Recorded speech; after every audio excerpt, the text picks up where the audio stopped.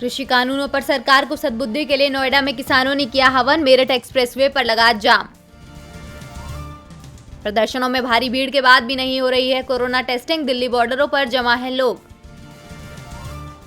केंद्रीय स्वास्थ्य मंत्री हर्षवर्धन ने बताया कि आने वाले 3-4 महीनों के अंदर हमारे पास वैक्सीन उपलब्ध हो जाएगी और लोगों को लगाना भी शुरू कर देंगे। केंद्र ने केजरीवाल सरकार को भेजा नोटिस, पूछा पराली जलना बंद हो गई फिर भी क्यों नहीं घट रहा दिल्ली में प्रदूषण। रुझानों में बहुमत से गदगद बीजेपी सांसद अरविंद बोले, हमने जो डर टीआरएस और केसीआर में पैदा किया यही हमारी जीत।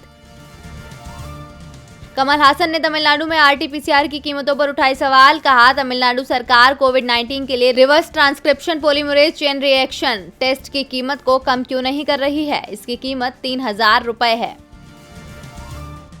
सुप्रीम कोर्ट से बोली केंद्र सरकार, सजायाफ्ता नेताओं को आजीवन चुनाव लड़ने पर न हो पाबंदी। बीजेपी नेता ने ही सजायाफ्ताओं के आजीवन चुनाव पर प्रतिबंध लगाने के लिए दायर की है याचिका।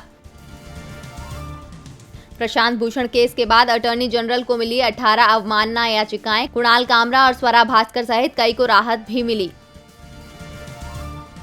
भाजपा राज्यों के शीर्ष नेताओं को राष्ट्रीय राजनीति में लाएगी, बिहार के बाद कर्नाटक में भी बदलाव के आसार, कुछ राज्यों में बदलाव हो चुके हैं और बाकी में अगले 2 साल के भीतर किए जाएंगे।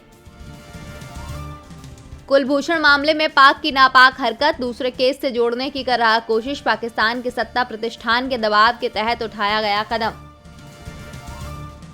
मीडिया से बातचीत के दौरान जो बाइडेन का बयान, कहा शपथ ग्रहण समारोह में ट्रंप की संभावित मौजूदगी से होगा सत्ता के शांतिपूर्ण हस्तांतरण का प्रदर्शन। मैं घरेलू राजनीति से अधिक वैश्विक स्तर पर बन रही अमेरिका की छवि को लेकर चिंतित हूं। व्हाइट हाउस की संचार निदेशक एलिसा फराह ने अपने पद से दिया इस्तीफा। वॉशिंगटन पोस्ट ने दी इस बात की जानकारी। ट्रंप प्रशासन के अन्य अधिकारियों ने भी इस सप्ताह अपने प्रस्थान की घोषणा की। रूस ने यूरोपीय संघ के प्रतिबंधों के उल्लंघन के बहाने लातविया में रूसी पत्रकारों पर कार्रवाई की निंदा की, कहा ऐसी कार्रवाई मीडिया की स्वतंत्रता, अभिव्यक्ति का गला घोंटने का एक स्पष्ट उदाहरण है।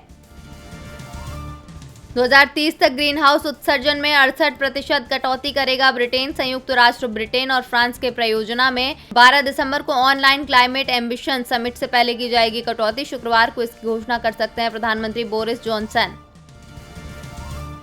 चीन के अत्याचारों पर पाकिस्तान की चुप्पी, ड्रैगन ने 65% मस्जिदों को किया ध्वस्त, लगातार कर रहा है अलग अलग शहरों और प्रांतों को नष्ट। रिजर्व बैंक एमपीसी की 3 दिवसीय बैठक संपन्न, बैठक में ब्याज दरों में नहीं किया कोई बदलाव। इस साल जीडीपी ग्रोथ में 7.5% गिरावट में रहने का अनुमान।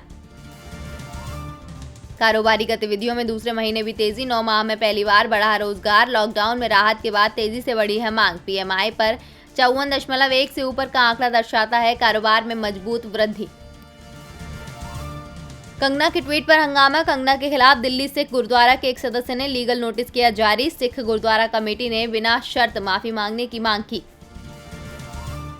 आज रात 12 बजे से नेटफ्लिक्स होगा सभी के लिए फ्री। नेटफ्लिक्स के प्रीमियम फीचर्स को भी यूजर्स 2 दिन तक मुफ्त में कर सकेंगे एक्सेस। एमेच्योर स्नेहा ने बनाई एक शॉट की बढ़त, हीरो महिला गोल्फ टूर के 7वें चरण में बनाई बढ़त। नोएडा गोल्फ कोर्स में गुरुवार को दूसरे राउंड में पार, 72 का कार्ड खेलकर बनाई बढ़त।